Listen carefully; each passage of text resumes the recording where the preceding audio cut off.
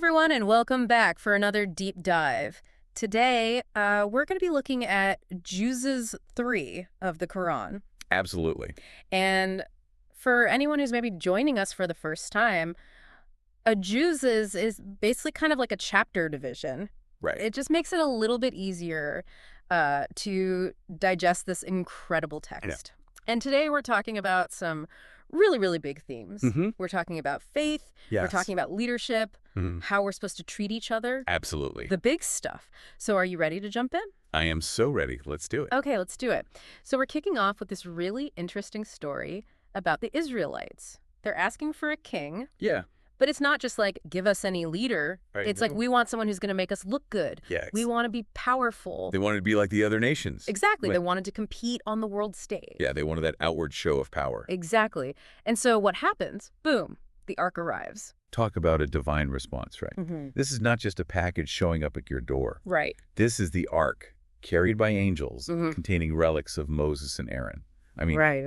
This is a big deal. And it was really a powerful reminder of God's presence. Wow. And a promise of his protection. Oh, okay. So that's where we meet Saul, Yes. or Talut, as he's known in Arabic. That's right. And he kind of steps onto the scene. He emerges as the chosen leader. But of course, it wouldn't be a very good story without a test. There's always a test, isn't there? Right. Always a test. So cue, like, the dramatic music. Here comes the river. The river. And you know what's interesting about this is it wasn't just about quenching their thirst, right? Right. It was about obedience. Okay. It was about trusting in God's plan even when it doesn't necessarily make sense in the moment. Right. Especially with what's waiting for them on the other side.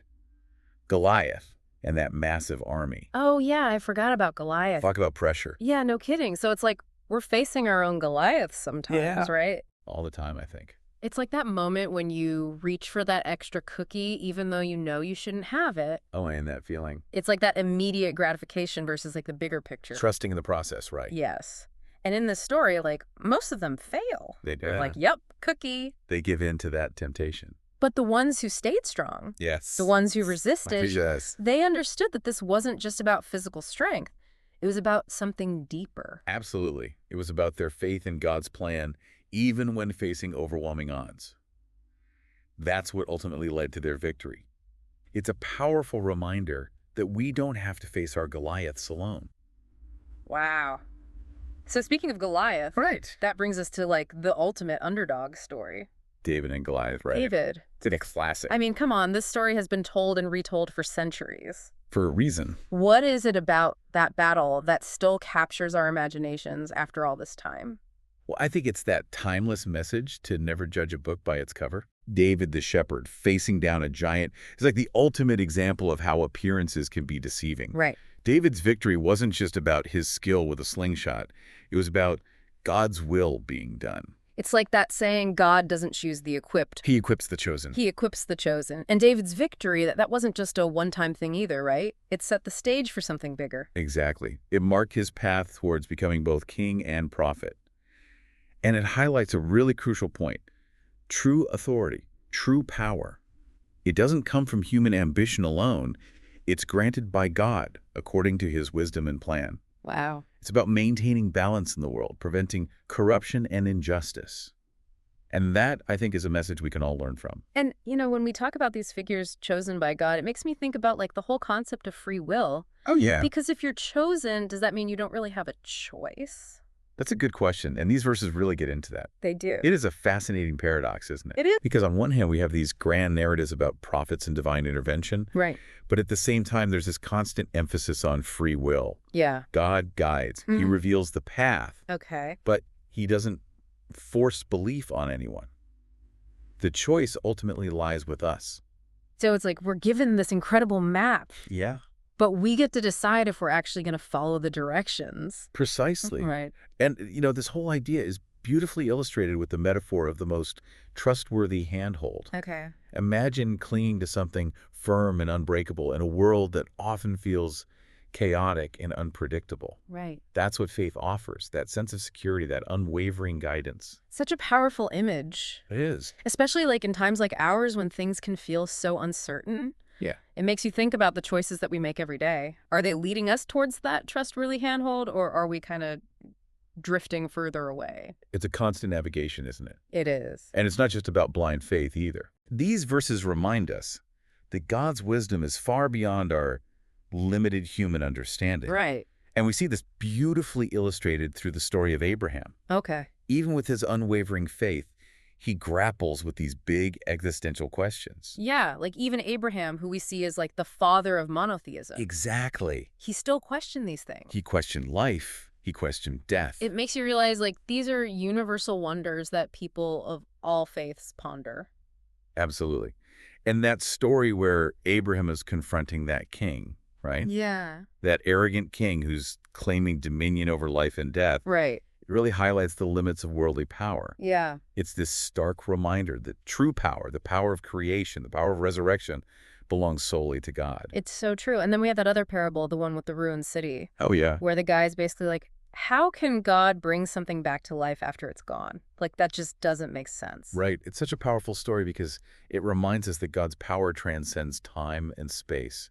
And that man's experience where 100 years felt like a single day shows how limited our perception of time really is. Wow. Compared to the grand scheme of things. It's almost like we're trying to understand the ocean by just looking at like one single drop of water. Exactly. That's a great way to put it. It's true. It really puts things into perspective. It does. The vastness of the universe, the mystery of creation, it can feel pretty overwhelming sometimes. It can. Right. But I think that's where faith comes in. Okay. It's not about having all the answers. Right. But it's about trusting in the one who does. Okay. It's about understanding that our understanding is limited, and that's okay. Right. We don't have to have it all figured out. That's a good way to look at it. Yeah. Yeah. It's like we go from these huge ideas, Yeah. like life and death and the universe. Right. And then it's like, okay, now let's talk about something a little more down to earth, like charity. Yeah, which we all deal with. Right. We all grapple with this. But even here, like the imagery is so vivid, so powerful. It is. And, it's not just about giving for the sake of giving. Right. It's about the heart behind it. Okay.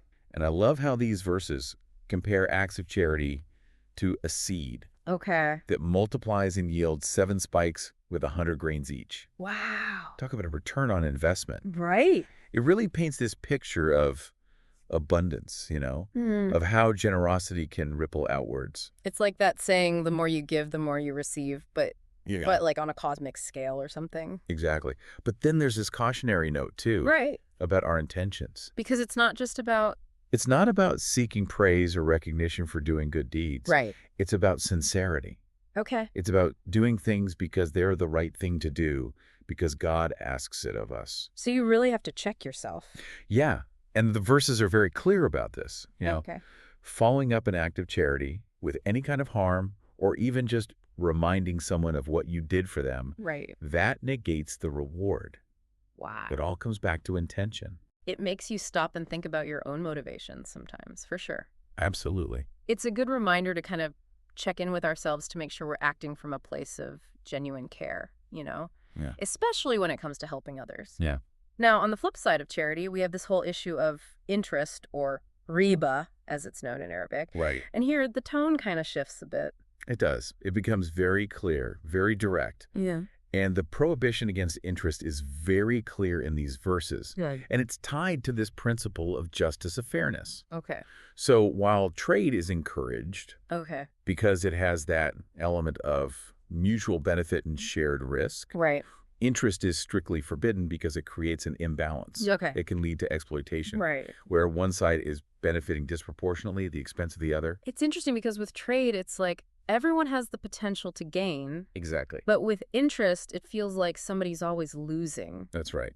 Yeah. And that kind of system where wealth is hoarded instead of circulating, where people are taken advantage of, it goes against the very fabric of a just and compassionate society. Yeah. And that's why these verses emphasize that God destroys interest but increases charity. Okay. It's about fostering a system that uplifts everyone, not just a select few. So it's about creating a safety net, not a trap. Exactly. And that focus on fairness, on transparency, it carries over into the next section, too, when we start learning about contracts and debt. Oh, yeah.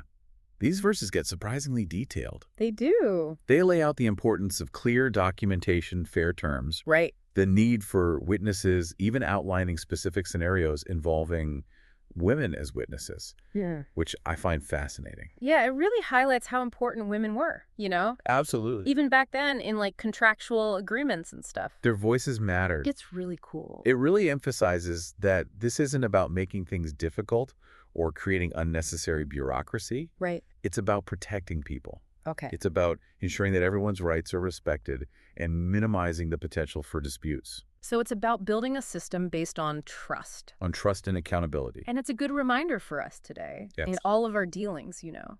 Whether it's a business deal or a promise to a friend, Absolutely. that clarity and honesty go a long way. Especially when you consider the verse that reminds us that God knows everything. Ooh, that's a heavy one. Right. Because it's like even our most secret thoughts, even our hidden intentions. He knows. He knows. It really underscores the importance of living with integrity, aligning our actions with our beliefs, even when no one else is watching. Wow. And so, as we wrap up our deep dive, Yes. the final verses bring us back to the core tenets of faith. Yes. Believing in God, his angels, his books, his messengers, and emphasizing that there's no distinction between any of them. Right. It's a call for unity. Right. A reminder that we are all part of something so much bigger than ourselves. Yes. And that true peace comes from surrendering to that, from submitting to the divine will. It's a beautiful message to end on. And with that, we come to the end of our deep dive into Genesis 3. This is great. But before we go, I want to leave you with this final thought. Right, God. If God truly knows what's in our hearts, even our hidden intentions, how might that knowledge impact the way we live our lives each day? That's a good question. How might it change the way we interact with others? Something to think about. Something to think about. So on that note, Plaster. keep exploring, keep asking questions, and until next time, happy diving.